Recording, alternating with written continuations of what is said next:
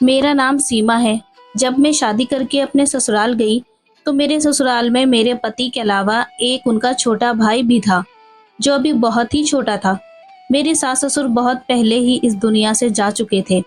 इस घर में सिर्फ दोनों भाई ही रहते थे। अब मेरे आने के बाद उस घर में 3 सदस्य हो गए थे। मेरा देवर बहुत ही प्यारा और नटखट था। मैं उसे अपने बेटे की तरह ही प्यार करती थी। मेरे देवर की उम्र 16 साल थी। एक दिन हम एक शादी में गए, तब अचानक मेरा देवर मुझसे कहने लगा, भाभी मेरी शादी करवा दो। मैं चौंक गई कि मेरा देवर आज अचानक शादी की बात क्यों कर रहा है। मैंने उससे कहा, देवर जी तुम अभी बहुत छोटे हो, शादी करने के लिए पहले बड़े तो हो जाओ। तब देवर बोला, लेकिन भाभी मैं अब बड़ा हो गया हूँ। मैंने कहा, पहले तुम अपनी पढ़ाई पूरी कर लो। वो कहने लगा, नहीं भाभी, पढ़ाई करके मुझे क्या करना है, आगे जाकर मुझे बिजनेस ही तो संभालना है। मैंने उसे समझाने की कोशिश करते हुए कहा कि तुम इतनी जल्दी शादी नहीं कर सकते हो, अभी तुम्हारी शादी की उम्र नहीं हुई है। तब वह रोने लगा कि कुछ भी हो, बस अब मेरी शादी करवा दो। मैं सब्र के लिए उसे हाँ कर दी और कहा, ठीक है, इस बारे में विचार करेंगे। घर के अगल बगल बहुत सारे लड़के थे, पर किसी से उसकी बनती नहीं थी और ना तो उसके ज्यादा दोस्त थे। सिर्फ एक ही दोस्त था जो हमारे ही मोहल्ले में रहता था। उसका नाम मोहन था। उसका परिवार बहुत अमीर था।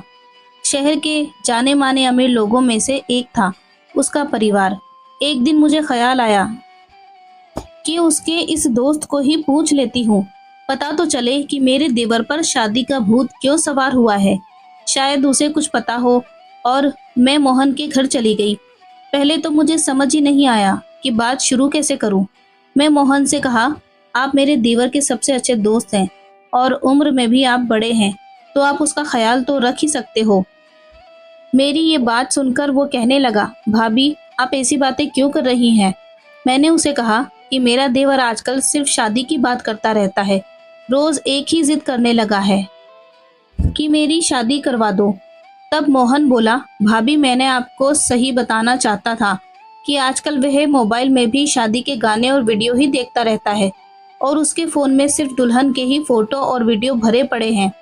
मोहन की बातें सुनकर तो मैं हैरान रह गई। मोहन ने फिर बताया कि वह मुझे कहता था कि मैं अपने भाई भाभी को मेरी शादी के लिए मना लूंगा। उनसे कहूंगा कि इसी साल मेरी शादी करवा दो, वरना मैं आत्महत्या कर लूंगा। मोहन बोलता रहा और मेरे दिल की धड़कन बढ़ती रही कि कहीं मेरा देवर कोई गलत कदम न उठा ले। बहुत सोचने के बाद मैं अपने पति से देवर की शादी के बारे में बात की। मैंने उनसे कहा, सुनो जी, मुझे लगता है अब हमें आपके भाई की शादी कर देनी चाहिए। मेरी बात सुनकर मेरे पति भी चौंक गए। कहने लगे, क्या भाई की शादी, वे भी इस उम्र में? तुम्हारा दिमाग तो ठिकाने पर है। इस उम्र में कौन अपनी बेटे की शादी इससे करेगा। सबसे पहले तो उसकी आमदनी पूछेंगे, तब क्या जवाब देंगे हम। मैंने कहा, बता देंगे कि घर का कारोबार है, वही संभालता है। मेरे पति ने गुस्से से कहा, ठीक है, जो मर्जी आए वही करो, वैसे भी सुनता कौन है मेरी यहाँ। पति से बात करने के बाद मैंने अपनी सहेली से कहा कि मुझे देवर की शादी के लिए एक अच्छी लड़की की तलाश है। वो भी चौंक गई और कहा कि शादी, वे भी इतनी छोटी उम्र में, क्या सोचकर उसकी शादी करवा रही है।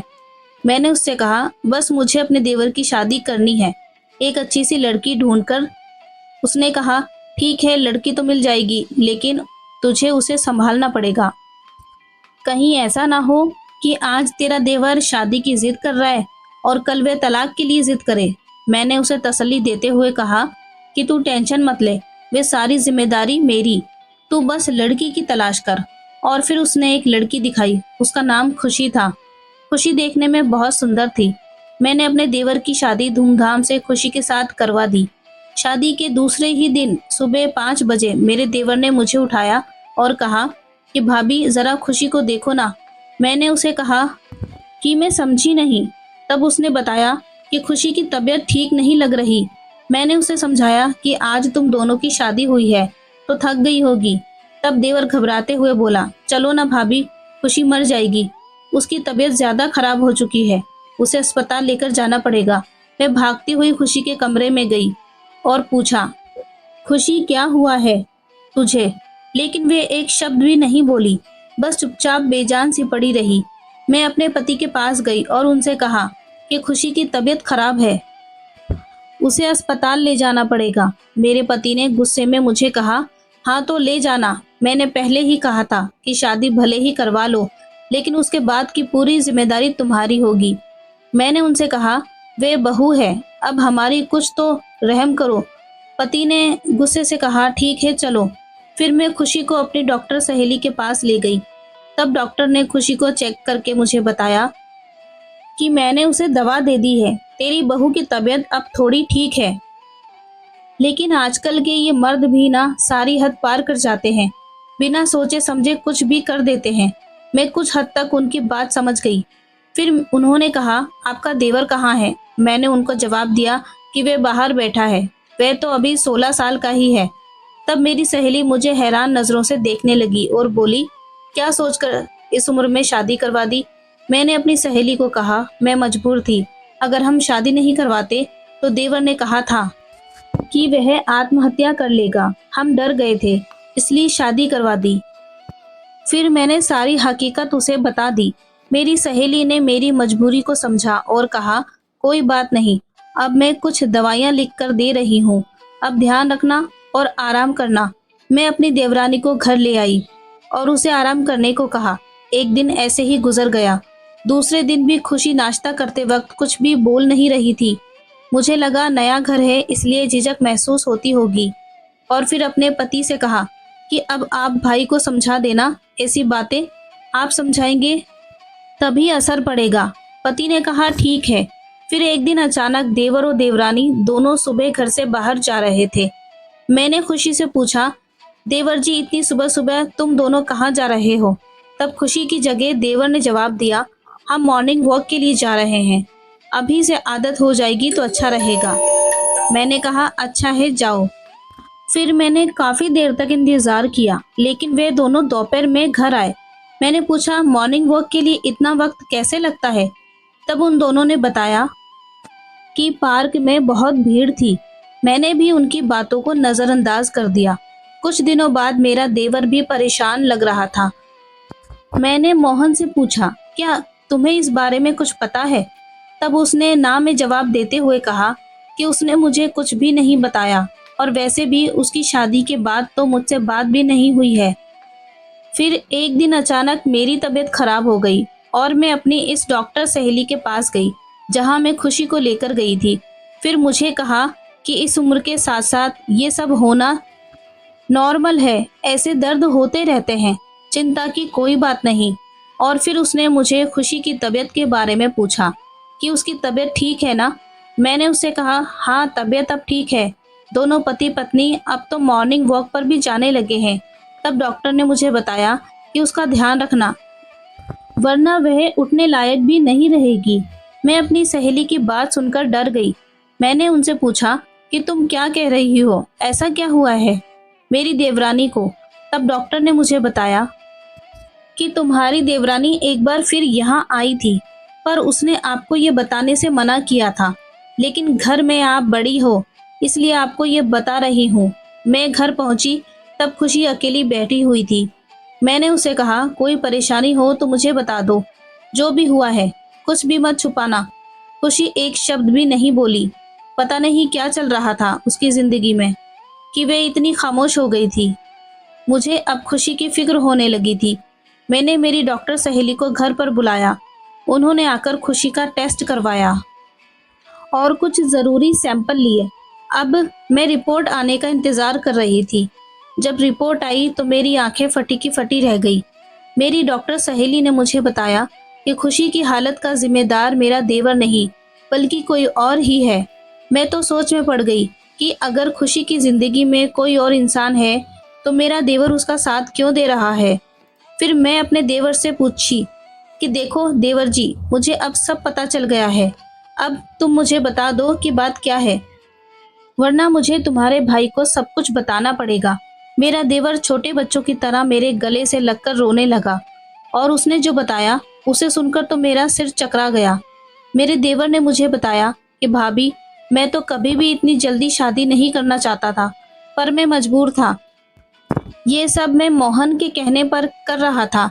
मैं सच में नहीं जानता था कि वह मुझसे क्या करवाना चाहता है। मैं परेशान हो चुका था मोहन की हरकतों से। मैं जब छोटा था तब से वह मेरा इस्तेमाल करता आ रहा है। मेरी जिंदगी नरक बना दी है उसने। उसने ही मुझे कहा था कि अगर तू अपने भाभी और भाई को शादी करवाने के लिए मना लेगा तो तू आज़ाद है। मैं कैसे भी करके उससे आज़ादी होना चाहता था, लेकिन मुझे पता नहीं था कि मेरी आज़ादी की कीमत खुशी को चुकानी पड़ेगी।